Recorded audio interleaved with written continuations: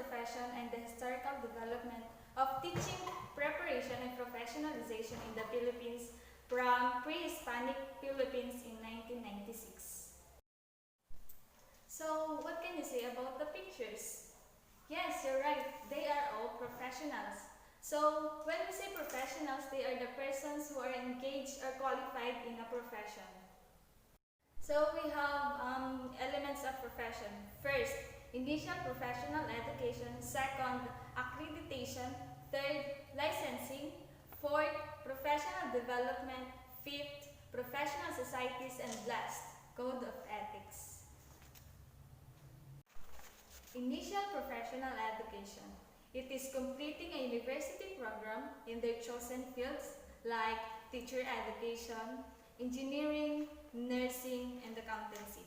This means it is long and arduous years of preparation. Take note, this is just initial, which means only the beginning because a professional is expected to learn endlessly. Accreditation. This is the university programs are approved by a regulatory body like the Commission on Higher Education or CHED in the Philippines to ensure that graduates from these recognized programs start their professional lives with competence. Licensing. Licensing is mandatory, not voluntary, and is administered by a government authority. In the Philippines, this government authority is the Professional Regulatory Commission or PRC. Professional development. This is an ongoing professional education that maintains or improves professionals' knowledge and skills after they begin professional practice.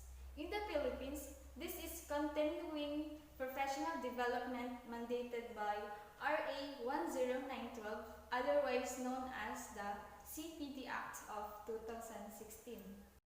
Professional societies. Professionals see themselves as part of a community of like-minded individuals who put their professional standards above the individual's self-interest or their employer's self-interest.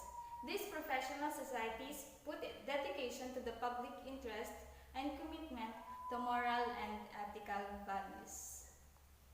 Code of ethics. Each profession has a code of ethics to ensure that its practitioners behave responsibly.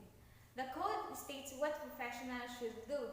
Professionals can be ejected from their professional societies or lose their licenses to practice for violating the code of ethics.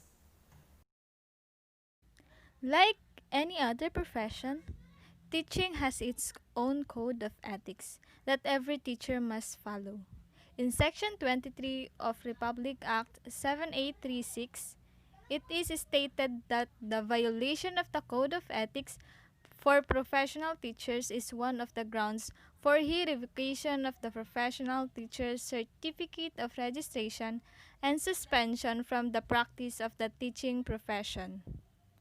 So, let's proceed to the historical development of teaching as a profession in the Philippines.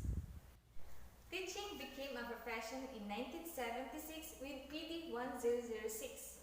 The requirement of a licensure examination for teachers that puts teaching at par with the other professions was enacted only in 1994 with the passing of RA 7836, or otherwise known as the Teachers Professionalization Act. There was no formal preparation for teachers began during the pre-Hispanic period when men were trained as maestros by the Jesuits. A few years later, maestras was also trained. In 1901, a 2-year preparation for teachers was given by Philippine Normal School. Then the 2 years became 4 years since the 2-year academic preparation was seen inadequate.